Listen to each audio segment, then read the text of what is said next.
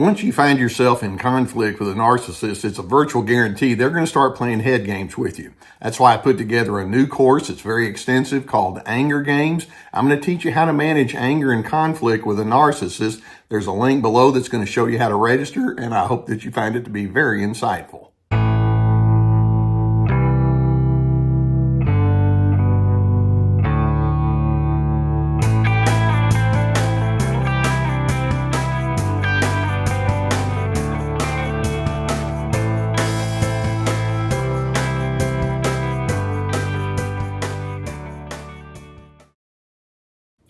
Most of you know that I spent about 40 years in the therapy practice, and one of the things that would excite me most would be to watch how excited individuals would be when they were in my therapy office when they began realizing, hey, I can get beyond some of these strains and tensions that are there.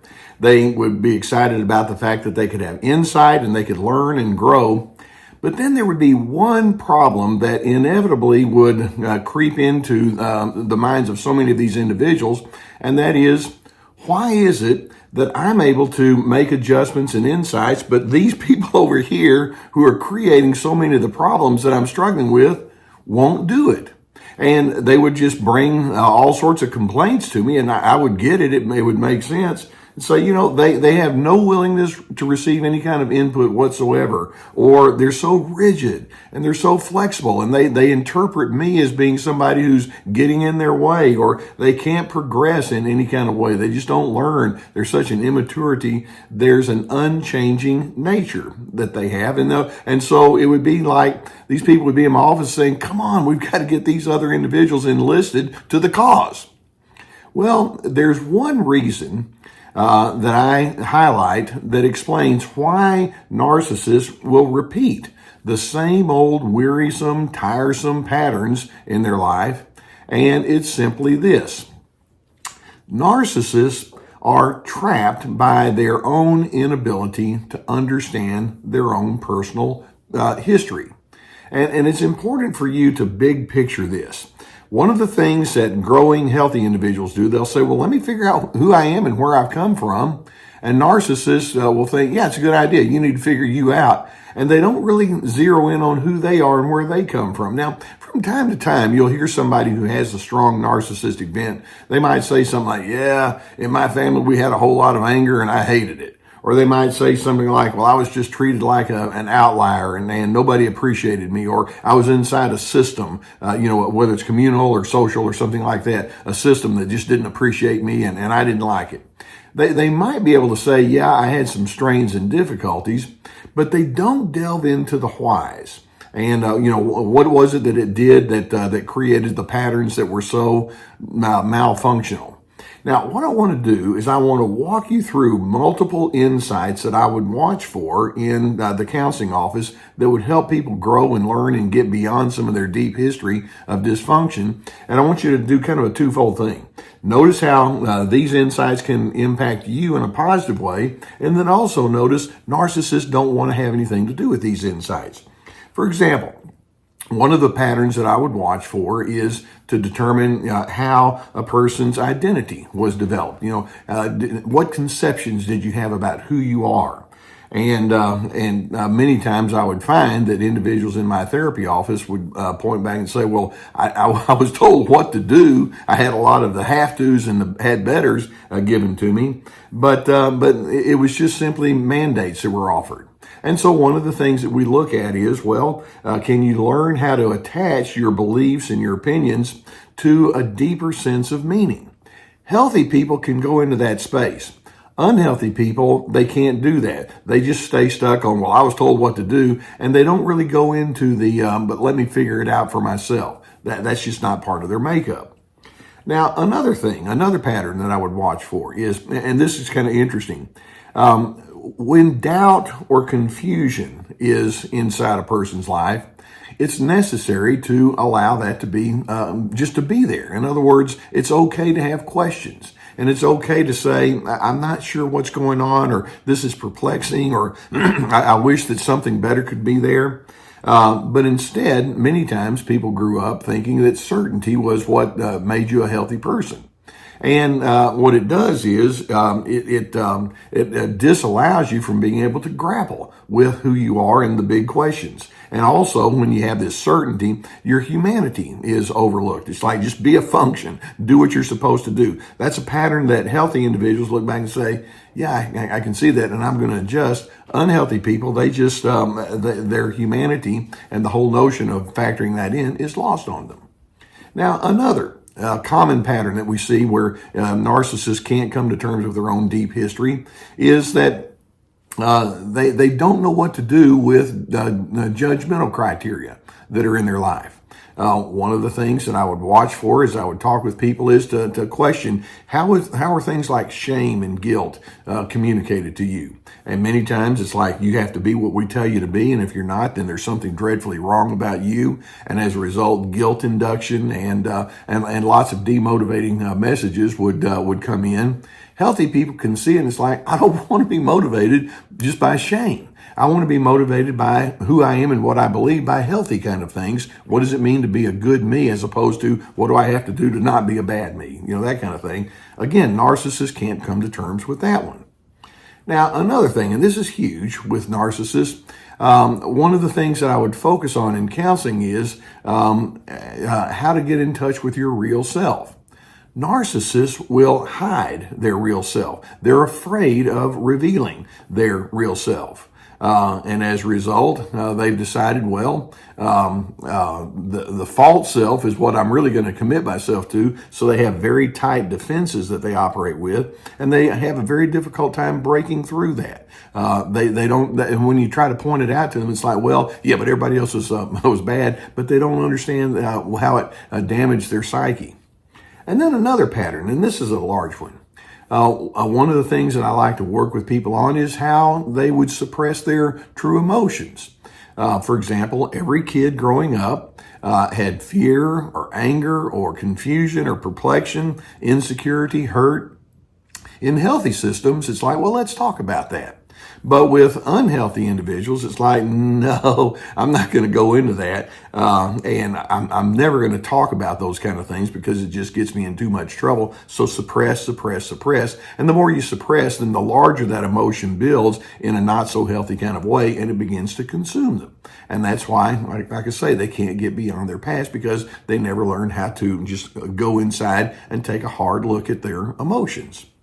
And in addition, and this is another large one, I like for folks to be honest about some of their self-destructive tendencies. For example, if you scream too much, you wind up losing relationships, or if you're dishonest and things like that, it winds up coming against you. Narcissists don't look at themselves as self-destructive.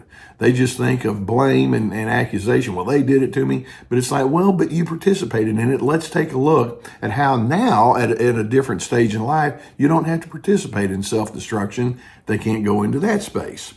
In addition, they never learned how to manage other people's unhinged emotions. Narcissists have become reactors. Now, most of you can look back in your past and say, I was influenced or I was impacted by people who had unhinged emotions. But what we can do is we can say, maybe at the earlier stages of life, you didn't know what to do with it. But what about now? Can you learn how to have your own internal competence and objectivity, even though the people in front of you don't? And that's a major insight. Narcissists can't go back and look at that particular pattern. In addition, one of the things we look at is the whole question of dishonesty. Narcissists, as they go back in their history, at least a guy like me, I can say, you learn how to be dishonest. You learn how to lie and to keep secrets or tell half-truths or lie by omission. I just won't say things. You can give false impressions. That's the dishonesty. And healthy individuals, it's like, I don't want to be that kind of person anymore. I want my yes to be yes. I want, what you see on the outside is pretty consistent with who I am on the inside. Narcissists, historically, they never have learned how to pull out of that one. And then in addition, narcissists learn very early on that power and control is the best way to go if you're going to be a somebody. Whereas, as the way I look at it is, If you're going to be overpowering, it requires somebody to be a dupe. It requires somebody to be an underling, and I don't want to do that. There's power, if you will, in love and kindness, and you can influence people that way. But narcissists, it's like, no, I'm going to let that controlling stuff just take over. Now, like I say, sometimes narcissists can look back and they can say, oh yeah, I had all these patterns in my history that I didn't like, but they never do quite take it to that level where it produces change. And I hope you can. Instead, narcissists, when you start talking to them about the need for adjustment, they'll say things like, well, I already know everything I need to know, or quit trying to tell me what to do, or quit trying to tell me how to think, or you're just being argumentative, or don't give me that psychobabble crap. And so they kind of go into that kind of space. Or they may complain if you try to get them to look into their deep history. They may say, well, clearly you don't even know what you're talking about. You weren't there. Or they may say, well, and this is their deflection, well, if you think I've got problems, you ought to see my brother. Or they may do the blame shifting. Me, what about you? And so anything and everything except saying, I need to take a look at who I am, what my deep history brought to me, and I need to figure out how I can make adjustments, and I want to be an ongoing learner. In other words, when they show an unwillingness to examine their personal history, what they're doing is they're basically screaming, if you will, I don't want to learn. I'm dreadfully afraid of being vulnerable. I don't want to give up my power, which is, what they think vulnerability means. You give up your power.